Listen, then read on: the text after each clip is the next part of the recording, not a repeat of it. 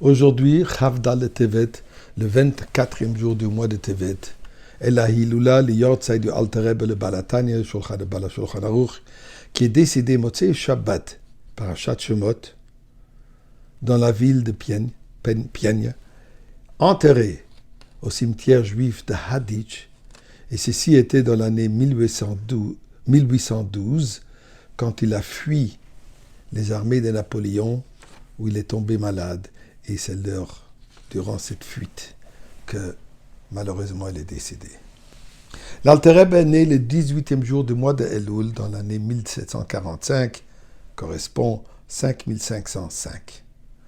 Les parents Rabbi Baruch et Rivka.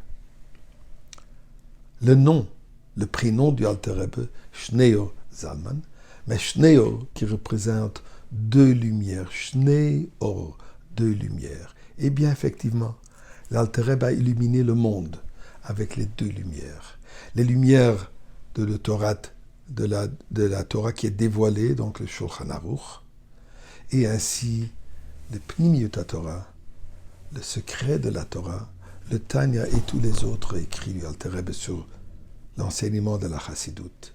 Et effectivement, le Baal Shem Tov lui-même, il a eu une vision prophétique où il a vu que ces deux lumières, ce Shneor, ces deux lumières vont effectivement illuminer le monde entier. Il y aura une transformation fondamentale qui va se passer due à l'enseignement du Alter Rebbe, du Tanya et de la Chassidut. Aujourd'hui, je voudrais m'attarder un tout petit peu sur le Shulchan Aruch Harav. D'ailleurs, Shulchan Aruch, qui veut dire le code de loi juive que l'Alter Rebbe a rédigé, s'appelle en général Shulchan Aruch Harav, le Shulchan Aruch du rabbin.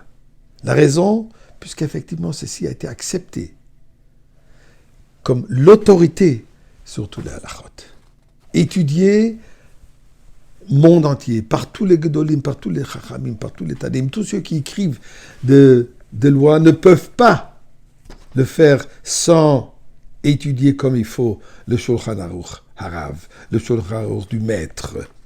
Et Harav aussi qui veut dire de tous, de plusieurs. Et effectivement, c'est le Shulchan Aruch Harav.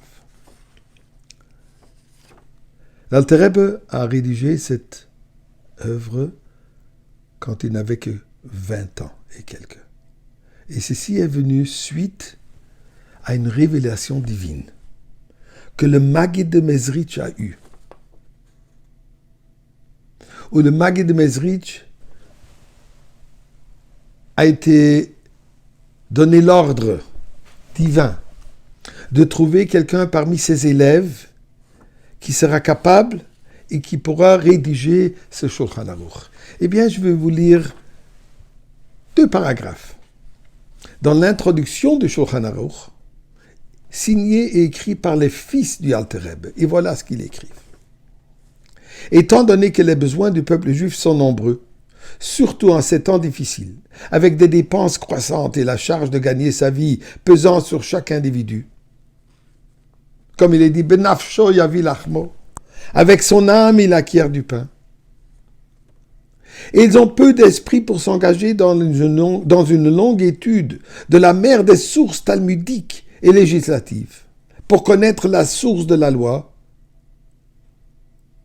et leur justification. Même les grands érudits qui ont la capacité et la renommée de leur connaissance du Talmud ont du mal à arbitrer entre les différentes autorités législatives lorsqu'ils étudient et pour y arriver à une décision finale. Car dans la plupart des domaines de la Torah, les opinions sont partagées.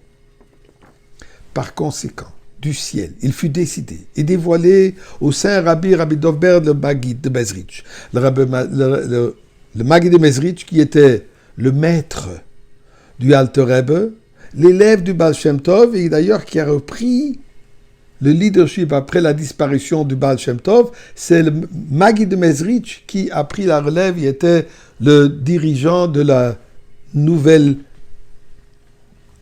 communauté philosophique chassidique. L'Alter Rebbe, le Balatan et Rabbi Shneur Zalman était le plus jeune élève parmi tous ses élèves. Et donc, ça lui a été dévoilé de chercher assidûment parmi ses disciples pour trouver un individu avec l'Esprit de Dieu en lui et la capacité de comprendre et d'ordonner clairement législation.